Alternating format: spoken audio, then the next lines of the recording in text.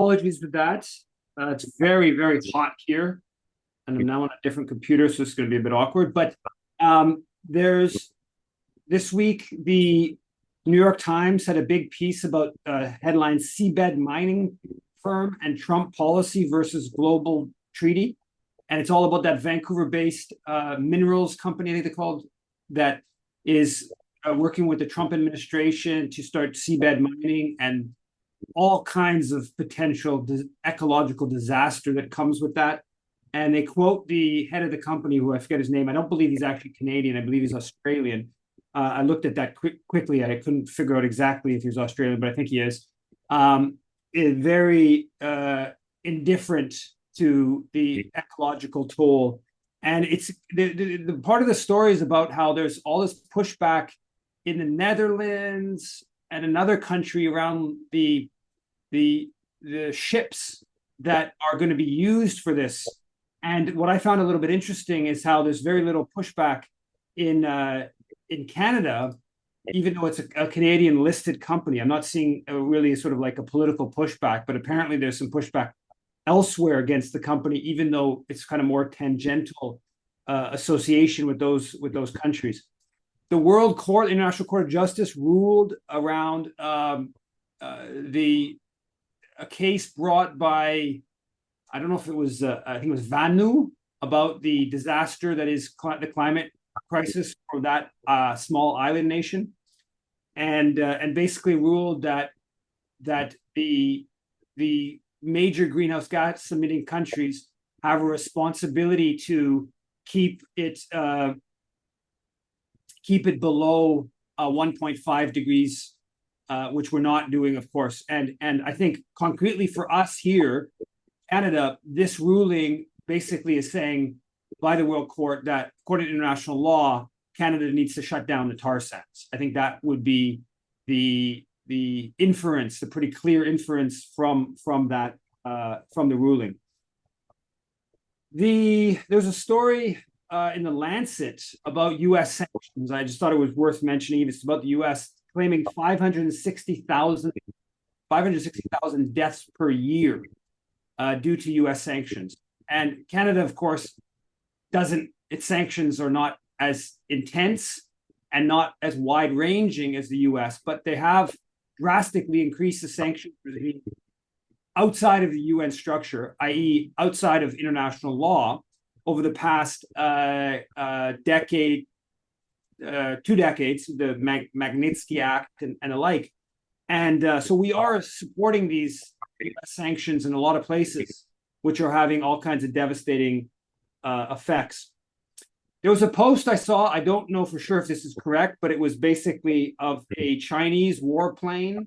This is on Twitter, so don't take this as the necessarily true, but a Chinese warplane approaching Canadian Air Force aircraft and basically warning it.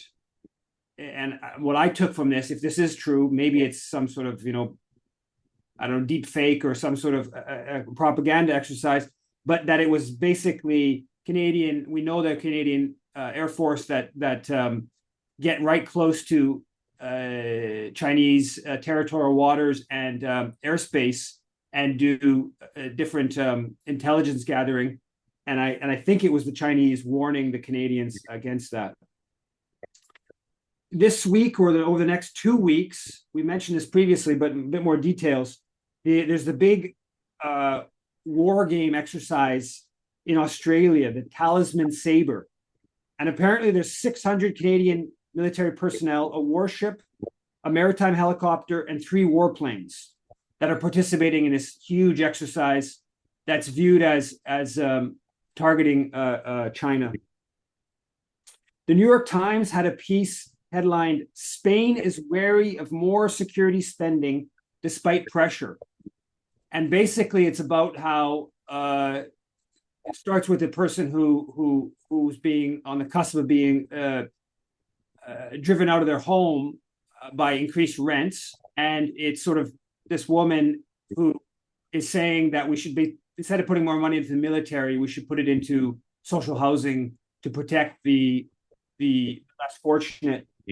And it basically is just a jump off about the politics within Spain over trying to reach the 5% of GDP, even the 2% of GDP NATO target, and the sort of pushback on that from social movements is an interesting article, mostly because it's exactly what we need to be replicating here. I think there's increasingly fertile terrain, and we need to be making that contrast between human welfare versus the war machine. And it's good to see there's pushback in Spain. Also in Slovenia, they're also doing a referendum on NATO based upon how much military spending is being pushed on Slovenia via NATO. The Canadian Global Affairs Institute had a conference that Politico reported on.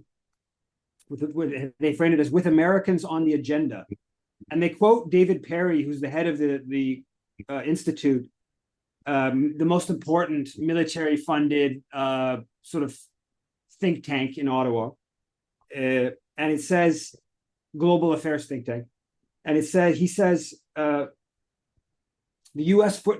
reduced U.S. footprint is a shame. He goes, the U.S. remains the lead Western security and defense ally, and particularly as America goes through a significant evolution of its global defense posture, it's more important than ever for the rest of the Western alliance to understand what the Americans are thinking. And it's all this sort of like notion of like, basically he's a lobbyist for a expansionist or a forward, in their language, military posture, right? And so you have these Canadian think tanks who are bemoaning the not, I don't think it's actually true, but the perceived Donald Trump retrenchment in their sort of global military, the U.S. empire's military operations. Of course, if you look at like Somalia, the U.S. has bombed Somalia a record number of times this year. And that's under Donald Trump. So it's not actually true. They bombed Iran. I mean, the U.S. empire's got its tentacles all around the world still. But that's the sort of framing from the Canadian preeminent think tank of there's some sort of retrenchment of the U.S. and it's a big worry, and we need to understand this big worry of this retrenchment. On the note of militarism, there was a story in the business section of the Globe where they say that Melanie Joly, who's now the industry minister, has sent letters to Export Development Canada, Canadian Space Agency, National Research Council, where they basically that they should start promoting. These are crown corporations, government agencies. They should start promoting dual use technology and military specific technology. So this whole growth of militarism, it doesn't just play itself out at the level of increased military spending. It's like all of the different government agencies are being told that they should be spending more energy, more focus on assisting the expansion of Canadian militarism, whether that's Research Council, Export Development Canada, Space Agency. On the horrors we're seeing come out of Gaza, which just become more and more wild every day. The starvation is just totally stunning, and it just seems like it's just going to keep continuing, keep going on. There's somebody who sent me this, and I knew this, but it's good to remind ourselves. So Canada has a Canada-Israel Strategic Partnership, the Memorandum of Understanding, and it refers to strengthened counterterrorism collaboration, enhancing intelligence sharing as appropriate, information sharing and cooperation on public safety issues and emergency preparedness is well entrenched, recognizing further that Public Safety Canada and agencies under its portfolio have excellent relations with Israel's Ministry of Public Security and other partner agencies. Canada and Israel will exchange information on national cybersecurity policies and best practices to strengthen their prospective cybersecurity. So you have this whole pretty significant. they don't give you more details. So you don't know exactly what that means in practice, but certainly at a on paper level, it's this really deep relations in a whole bunch of domains that should be viewed as very political, right? Like obviously enhancing intelligence sharing with Israel as it's committing a Holocaust is maybe not something that we should do pretty clearly. Yet this is what this relationship, the strategic partnership that again, we don't talk about it much. I know it exists. It dates back quite a while. It dates back to the Harper government, I believe, like 2008 even. But we will maybe someday learn, maybe we'll never learn, but later on we'll learn that I'm almost certain that the extent of Canadian intelligence and other support for Israel's killing in Gaza is far, far, far greater than most people understand today. I'm pretty confident that we'll find that out somewhere down the road, that the communications security establishment, that the intelligence agencies of the military and also CSIS, that all those have been playing a not insignificant role in assisting Israel. There's Bob Ray, Canada's ambassador to the UN, who seems to now have started tweeting a little bit about the starvation and maybe sort of shifting gears a little bit about how horrible what's going on in Gaza is. He was asked by Pitasana, the who did the very good documentary series on Canadian military and foreign policy history. He asks him about a peacekeeping force in Gaza, and Bob Ray responds after the article's published in that legal publication. I'm forgetting the name of it. He responds saying, in order for there to be a peacekeeping operation, there has to be a ceasefire and the release of hostages held by Hamas. Those discussions are currently underway. Canada has long been calling for such a ceasefire.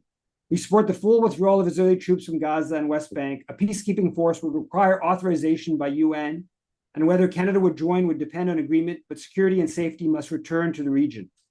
Now, there's absolutely no basis at all for this notion that you have to release, the Hamas has to give up the hostages. Why doesn't Israel have to give up the 10,000 hostages for there to be a peacekeeping force? Why is it only on the Hamas side? But that's how Bob Ray is trying to frame it. There's just no basis for it, but this is just a, because obviously there's not going to be a peacekeeping force, because we know why there won't be a peacekeeping force, because Israel doesn't want a peacekeeping force. Israel wants to be able to do whatever it wants to do. And but that's just Bob Ray with, it's Hamas's fault. There's no peacekeeping force. Give me a break. This is just, obviously US would block it at the Security Council. There is a mechanism outside the Security Council to get General Assembly. I think it's 2/3 plus to get a UN force if the Security Council doesn't okay it, but that's very difficult politically. I published a piece this week about it's a theme I've mentioned in the past, but I think it's a somewhat interesting theme. Tucker Carlson, the right-wing US former Fox News anchor or whatever, he said at some right-wing forum in the States that anyone who serves in Israeli military should lose their US citizenship. And it's a kind of an interesting theme. It's a nationalist theme, a right-wing nationalist theme. And the basic point of my article was that there's anti-genocide reasons, there's pacifist reasons to support the Foreign Enlistment Act, to support the War Crimes Against Humanity Act, to basically block Canadians from fighting in the Israeli military. But there should also be right-wing nationalist reasons, and say like basically, citizens should only be able to fight in that country's military. And so where's the right-wing nationalist forces in Canada calling for Canadians to not be able to fight in Israeli military? In theory, there's a coalition there. In practice, Zionism, of course, is part of Canadian nationalism, and even right-wing Canadian nationalism is Zionistic. But there's there's I think a dynamic there worth exploring and questioning. And I quote Jack Granatstein, who's a military historian, right-wing military historian, Canadian military historian, who he himself in the past has said he believes that anyone if you fight for another country's military, you should lose your Canadian citizenship.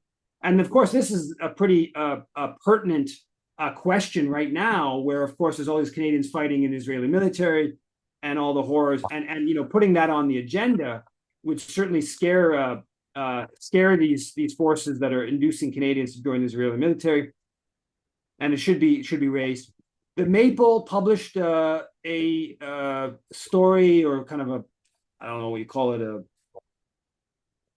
report or a bit of like a whole site on titled "Subsidizing the Occupation," and it's basically about charities. There's not a whole lot new from what we know about charities, but it brings some stuff together. And it brings some stuff together about who's funding the charities that have actually lost, or Israel charities have lost their charitable status. Who's funding them? So there's other charities, foundations, wealthy people's foundations for the most part, funding those charities. And so, you can then extrapolate that maybe those groups should be investigated. They're funding charities that actually aren't charitable. And so their charitable status should be looked at. But the main point is the big picture, the whole question of registered charities. It's gotten more attention. It deserves a whole lot more attention, and it's good that the Maple delved into it. It's not it's not really groundbreaking stuff, but they brought some stuff together that I think is important politically. On the note of these charities, just one of these charities. So Gad Saad, the Concordia Profs, is real right-wing, racist. Against empathy. You've got a book against empathy, how empathy is destroying the world. He has this post from 4 or 5 days ago, and why it's important, why it's relevant, is because he was the first speaker for this new speaking series by the biggest Jewish community center here in Montreal, that they began about 3 weeks ago, a month ago, maybe it's 2 months ago now. And he has a post, just like a totally clearly racist, anti-Arab, anti-Muslim post. On Twitter, he says, "It was so enriching returning to Montreal today. Our border security officer, Mohammed, was sweet and polite. Our taxi queue manager, Mohammed, spelled with an E versus an A, was lovely. Our taxi driver, Muhammad, spelled with a U instead of an A, was upbeat and professional. I found the kiosk owner, Mohammed, with one M, a bit rude, but his co-owner, Muhammad, was a fable. Quebec is going to make it. Bright future ahead. Thank you, Francois Legault, for protecting our French language." It's just basically this anti-Arab, anti-Muslim, pretty aggressively, openly post. This is who the main Jewish community center brings in to open up their guest speaker. And this guy, Gad Saad, is this is just one example, but it's an endless stream of these racists. So that's where the total mainstream establishment community center, that's where they've gone. They've gone so far down the anti-Arab, anti-Muslim kind of direction as part of their Zionist Zionism, or part of their Holocaust promotion in Gaza. Really, let's call it what it is. That's where they've gone in terms of promoting racist figures. Someone sent me a email saying that the NDP government in BC just appointed Nina Kger. Nina Kger, who's a rookie MLA with no apparent legal, judicial, or policing experience, as a Solicitor General and Public Safety Minister. This Kger is the former executive director of the Vancouver Holocaust Museum. And of course, the Vancouver Holocaust Museum is part of this anti-Palestinian network. Yeah, they'll tell us it's all about, the Nazi crimes. We're past that.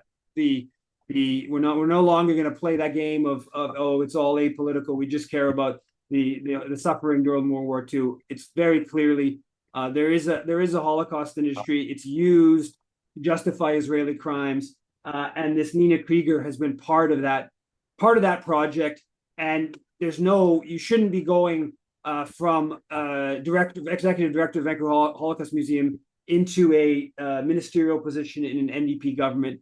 That speaks to the fact that there is a lack of recognition of Palestinians as human beings, and the racism against Palestinians remains pretty powerful. On a sort of different direction of this, Brazil withdrew from the IHRA, anti-Palestinian definition, the International Holocaust Remembrance Alliance, which has this anti-Palestinian definition of anti-Semitism. They withdrew. That's a good thing. More countries should withdraw. There's a post, I forget who it was from, but they're saying that in May, the UN Committee on the Elimination of Racial Discrimination launched a formal inquiry into Canada's military exports to Israel, expressing, quote, deep concern that these transfers may be facilitating, quote, crimes against humanity, war crimes, and genocide in Gaza. The post says, this marks the first time a UN treaty body has formally examined Canada's potential legal responsibility in connection with Israel's assault on Gaza's civilian population. So that's obviously a good thing. On the opposite note, the Toronto Star reported this week that the government is mulling legislation to make it illegal to fly the flag or to promote listed terrorist organizations.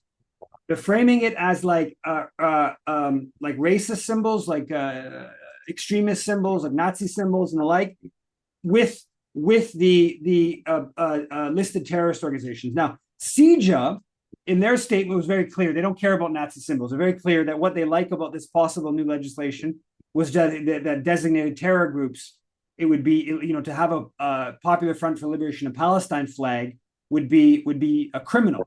And they arrested somebody at a Toronto demo for bringing a PFLP flag. PFLP, of course, is a secular Palestinian leftist organization that's been banned by Canada. And so that's a bad direction, and that's going a little bit in the direction of what the UK has done, right? So in the UK, Palestine Action, according to their laws, if you say I support a group that's listed, you get thrown in jail. So you just say I support Palestine Action. Now it's been listed terror organization. You can be thrown in jail.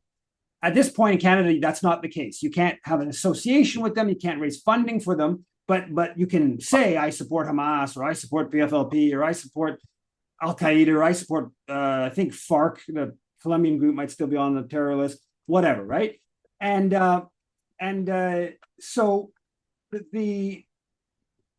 that's a bad sign, and it's just further going down the direction of suppression of Palestine solidarity.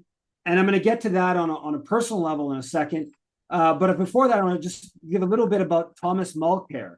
So Thomas Mulcair has a piece, the former head of the NDP, has a piece, I think Tuesday, Wednesday, about the NDP's leadership race. And he spends about half of the piece basically saying because the NDP had started opposing genocide in Gaza, that was the reason they did bad in the last election. I mean, that's unhinged. I mean, that's really on the unhinged level. I don't think anyone seriously believes that the NDP shift on Palestine is what led to them having a poor election. But that's what Mulcair is trying to push. Mulcair has been a totally unhinged Zionist for a long time, and clearly he's continuing with that. On a personal level, Mulcair has an interesting point from an NDP leadership race. He really puts emphasis, as Brian Topp in an interview made, that it's really important that the next NDP leader speaks French properly. And I think it's Mulcair. I think it's Mulcair says none of the people that are in the running do that. Heather McPherson does it. Avi Lewis doesn't. I don't think Leah Gazan does. I don't know all the specifics, but basically, the point being, the other people who seem to be in the mix, they don't speak French. Well, I do. I obviously speak English better than I speak French, but almost certainly I speak French better than the alternatives that are likely candidates. And that's a bit of an interesting, if they try to kick me out, it's a bit interesting there's some dynamics that we can play off of on linguistically and from sort of a Quebec angle that might be interesting, and we'll see where that goes. Now, on the NDP leadership race, I guess I'll just talk about that one first. So two big developments on a personal level that came. So B'nai Brith on Tuesday put out a statement with a number of Rwandan organizations I'd never heard of, 4 different Rwandan organizations, saying that I was a Rwanda genocide denier. And it's a big, long statement, press release, So it's just picking up on what we talked about a couple of weeks ago, which was a campaign to do that on Twitter. And this old article of mine reappears about Rwanda from 2017. And so clearly the Zionists and B'nai Brith here is in effect admitting that the anti-Semitism smear is not as doesn't have the same kind of currency in left circles as it maybe once did, and now they want to shift instead to the Rwanda one, right? They know that most people on NDP voters, the whole he's an anti-Semite, that's not necessarily. It might, in fact, that might mean there's a reason to support because he's standing up to Israel lobby. People get that, right? But Rwanda is more complicated, so they've decided to go the Rwanda route. And the B'nai Brith statement says, quote, Evingler's recent comments denying and minimizing the 1994 genocide against the Tutsi in Rwanda are offensive, dangerous, and historically false. B'nai Brith Canada has joined with Rwandan survivor organizations from across Canada to issue a joint statement condemning this attempt to distort one of the most well-documented genocides of the modern era. Denial and revisionism of this kind is not legitimate political discourse. This is an attack on truth, on survivors, and on the memory of more than 1 million victims. And so the Toronto Sun did a hit piece on this on a Friday, picking up on this and quoting some Rwandan groups, and so they did the hit piece on this. It's not a surprise, but it is coming. I wrote a big long response, and I basically said these Zionist groups, they don't just want more Palestinians killed, they also want more Congolese killed, right? And they're basically attacking me for opposing Kagame's use of this very simplistic description of the horrors in 1994 to justify his violence in the Congo. And so I think that's the way to respond, is to not give an inch to these Holocaust promoting sociopaths, but to say, they want even more. They're not just happy with Palestinians being killed. They even want, Kagame to kill more Congolese. On the other personal note here, so on Saturday, I got a letter from Neil Oberman's law firm. Neil Oberman, of course, was a conservative candidate, and he says that Dahlia Kurtz is pursuing me for defamation. She's seeking $150,000, and she's seeking, and then the legal fees, which would probably get into the tens of thousands on top of that. And so, of course, about 10 days ago, the Crown, the prosecution, dropped the legal case against me on Dahlia Kurtz. And so they failed on that front. And so they immediately shifted to civil, which is their right, I guess. But it's obviously, of very poor moral standing. And I think I would say it's pretty bad optics as well. Now, what part of what's fascinating in this is that they also, in this suit, are suing Roger Waters. So they've added Roger Waters. They're asking $150K from Roger Waters and legal fees, and me. And so Roger's comment that they cite in this long document that was sent to me is when I was in jail, he did a video, and in it he talked about how he should be released, and he made I get what people might call a mean-spirited comment towards Dahlia Kurtz. This is bizarre. I mean, this is very bizarre. I don't fully understand I'm not totally surprised that Dahlia Kurtz would sue me for defamation. She could have done that a year ago, of course. She chose not to do that. She chose to go criminally. I don't know what exactly her thinking is, or more specifically, probably Neil Oberman's thinking. Clearly, this is all completely out of control. I mean, the harassment of activists at the level of Dahlia Kurtz. She went after Senator Wu for the Senate Ethics Commission for defending me. She went after my lawyer for the Barreau du Québec. She's appealing the Barreau du Québec's ruling against her. So she's just going after it, all different fronts. Clearly, Neil Oberman is doing this. His law firm, presumably somebody's funding this. I don't know who's funding it, but this is probably, we're talking about hundreds and hundreds of thousands of dollars.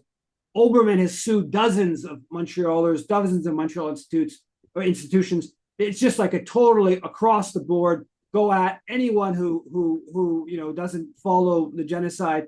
And it doesn't matter how much killing takes place in Gaza, they still have the gall to keep going aggressive forward. It is absolutely stunning to see. I obviously will defend myself legally. I'm trying to figure that out. I've talked to a number of different lawyers about this. This seems to be a slap suit, in my opinion, that it's just frivolous. It's designed to just block public participation. But this is where Kurtz is at. It's also it's not clear to me if this is tied to the NDP leadership race. Is it like partly a way for Oberman to like tie me up in other things in the midst of the NDP leadership race? But if it's that, then why would you throw in Roger Waters to it? Because from a public relations standpoint, my standpoint obviously looks better if Roger Waters is part of it as well. It's all, I don't really get their strategy, what they're doing here. Maybe they want Roger Waters because he's somebody, it doesn't look as much like a slap. It doesn't much look as just going after some author and who doesn't have many resources. Obviously Waters presumably has certainly much greater resources than I have. So it's not exactly clear what they're doing, but nonetheless, Dahlia Kurtz is suing me for $150K plus legal fees. And this is, there's no end to which they'll go, despite how the horrible everything Israel does. And I think I'll leave it at that. I have some questions, I should make one pitch. We do now want people to become NDP members. So if you're into supporting the campaign, you can go on the NDP site. There's a way of becoming a member on their site. Only $5 is the minimum you can give. Reason why we want people to become NDP members now versus waiting, even though we know there's a pretty decent chance they're going to try to block the candidacy, is because when we fulfill the requirements of the NDP leadership race came out on Friday. Bit complicated. You had to get 500 signatures from a bunch of different equity-seeking groups. We want to get a couple thousand signatures. We don't want just a bare minimum of 500. We want to get a couple thousand. So obviously new members who support the campaign become important in that. We want to make a splash of it, say you're not going to be able to kick us out. We got a couple thousand people that want this race to be open to wide-ranging discussion. And so yes, if people are interested in supporting, please do become members. Go on the NDP website. It's very easy to be a member, to become a member. I understand there's lots of people hesitant to become an NDP member for all kinds of very good reasons. But ultimately, in this case, this is not like a commitment for life that you agree with every ideological position of the NDP. This is more of an opportunity to have an impact on a leadership race. But yeah, I think I'll leave it at that, and I will make Laura the co-host. And I have a request for you, Laura, from Bianca around assistance on some volunteer stuff that maybe I'll talk to you about soon. But I just want to mention. I don't know if I know how to do this. Change this. Do I know how to do this in here?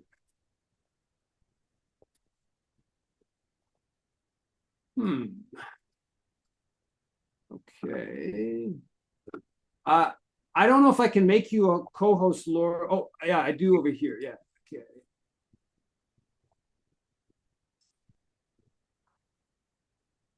Okay, go ahead, Nadia. I think I've made you a co-host, Laura. Thank you, Yves. I just wanted to ask you, What do you think of this fascist evangelist who came here in Canada to spout his venom? Do you think he should be allowed to speak, or was the city right to ban him? I didn't look into it enough. I haven't looked into it enough to have like a really strong opinion. But my inclination, can people hear me still? Yeah. Yes. Yeah. So my inclination was that just let it, just ignore it. That was kind of my inclination. I know people protested. I don't know basically anything about this person. I haven't looked into him at all. I'm sure they have. He's basically a fascist. Okay, do you agree with fascists coming here to spout their venom, obscurantism, and racism? And I mean, how far do we go with this? It's a tricky one. What came to mind when I saw this was that, there's this whole push to block Kneecap and Bobby Villain from CJA and others from being able to enter the country to perform. So my inclination in all this was like, well, that by opposing this person, this right-wing person, who again, I don't know basically anything about them, and I apologize for not having done the research on it, but was that it, if we push to have him blocked, then conversely, now the other part to it is my impression was instead of giving him a lot bigger of a platform. But I don't know this guy's history, and I don't know what the background is of all this stuff. Philip, go ahead, please. Hi, Yves. So when your campaign officially takes off, I guess, will you be doing any cross-country touring? Yes, we would like to do cross-country touring, and there's a whole committee to organize a tour. So if you're interested in hosting an event, please do get in touch or sign up with the volunteer thing and mention that you're into hosting an event. We hope to do probably in September some touring, but yeah. Okay, yes, there's some people in New Brunswick would like to see you come down here. Yeah. Okay, good, thanks. Thanks. I just have a silly question. Yves, does that woman Dahlia still live in Canada? I thought I saw some post where she said she was going to Florida. Moving. Yeah, she definitely said that. Now, in this, just a little thing, in the document, it lists my address. Okay, it lists my home address and the Leviathan account. So Dahlia Kurtz sends this document clearly. Basically the same time I receive it from email, it's appearing. There's an article in this Israel Cool website, and a couple of these pro-Israel Zionist accounts are sharing this information. Leviathan puts it really like right at the top, my address in the document. But in this document, Kurtz, they have a thing saying that they only give the address of the law firm, of Neil Oberman's law firm, and they say something effective because Yves and his violent rhetoric and his violent supporters. Dahlia Kurtz does not want to have her home address listed, and we will list it, to the judge. I got some language. I don't, basically we'll tell you where it is, but we'll keep it secret so the violent supporters of Yves don't get to find out about it, something to that effect. And this to me is just like encapsulates the cry bullying. So here you have a situation where they have gone clearly, consciously in Leviathan's case, this Leviathan X account, consciously doxed me, right? But they're the ones playing the victim. So Dahlia Kurtz has had me thrown in jail, got me in jail. I'm in jail for 5 days, all this, whatever. Now she's targeting me. Now she's worked out. So someone has announced my home address. But while she's doing all that, while herself in the document being like, the poor Dahlia doesn't want to let her home address be available because there might be some negative repercussion. It's just like, this is just one more example of this cry bullying from Zionists. It's disgusting, really, quite frankly. But this is what it is. So, okay, Larry, do you want to unmute, please? Yeah, Yves. I just have a question. Now Israel is saying that it's going to allow dropping of aid into Gaza. Do you think that's maybe just in response to maybe that recent meeting, I think it was in Bogota, Colombia, where you had different countries saying that they were going to be doing like sanctions against Israel, or is this just Israel's just attempt to sort of like just do general deflection and just draw out the entire genocide that's occurring? I think it's a reaction to the fact that the media, like in the last 10 days, there's a shift. The Globe and Mail, New York Times, there's a shift. There's definitely a shift. There's starvation on the front of the paper. There's a negative portrayal of Israel, and this is just PR for Israel. I think that the meeting in Bogota is probably secondary consideration. It's a shift in the Israel supporting UK, Canada, and the US specifically, where there's a sort of media shift, and they want to sort of get ahead of it, sort of frame it, shift in PR from Israel's perspective. That's my guess. Just to start. Go ahead, Nadia. Yeah, I just wanted to tell you, Eve, the way they're responding. They're attacking you, and the way they're responding, they're the victims, reminds me of Gideon Levy, who says exactly that. He says, of all the countries in the world, Israel is the only country who is the aggressor pretending to be the victim. The only country in the world, the aggressor pretending to be the victim. So I guess you're in good company. Yep. Yeah. Eve, can I just ask you, do you have like any good pro bono lawyers who help you with this? If people are willing to take this kind of thing on? Yeah, I'm trying to that. The lawyer's talking to today. I've talked to Dimitri, some difficulties for him. I talked to the lawyer today. He doesn't want to do pro bono. Maybe there's some discount. So yeah, I definitely will need some financial assistance with this. But I'm hoping for that. The lawyer, we kind of punted on the issue of payment. John Philpott, who did the criminal stuff, he's not an expert in civil, and he's already done a lot of support for me on a pro bono basis, right? So he's not in a position to continue on that. I totally understand that, both for legal reasons and just it's becomes a lot on one person. So yeah, so I'm trying to figure that out. Dimitri's not Quebec based, and he's not Quebec law is a bit different. He actually is lots of experience in defamation, but he's not a Quebec, not on Quebec, in Ontario, and the legislation is a bit different. So he's a little concerned on the questions there. But the other lawyer I talked to today is Quebec based and is knowledgeable in this area. And also, I should say that I want to do a pushback with Roger. I talked to Roger on Sunday, and he was into it. He hadn't been served as of that point, but he was into the pushback. I'd like to do a press event, press release, op-ed, kind of push it all, because he's being sued here in Quebec. And for that, it would be better to have a francophone lawyer, sort of more. Dimitri, of course, is not. So it's some different kind of political considerations like that to figure out. And obviously it's just who's like to do it for free or as cheaply as possible if it's not free. And then I guess there's considerations with how Roger is going to deal with it on his legal side. But yeah, so that's that's part of their strategy, to bankrupt people, and ugly. Anyway, I think that's it. You said you had a question for me, Eve? Or something from Bianca? Well, yeah, Bianca will follow up with a specific request about assisting her on the campaign. But yeah. Okay. Thanks, everyone. Bye, everyone. Take care.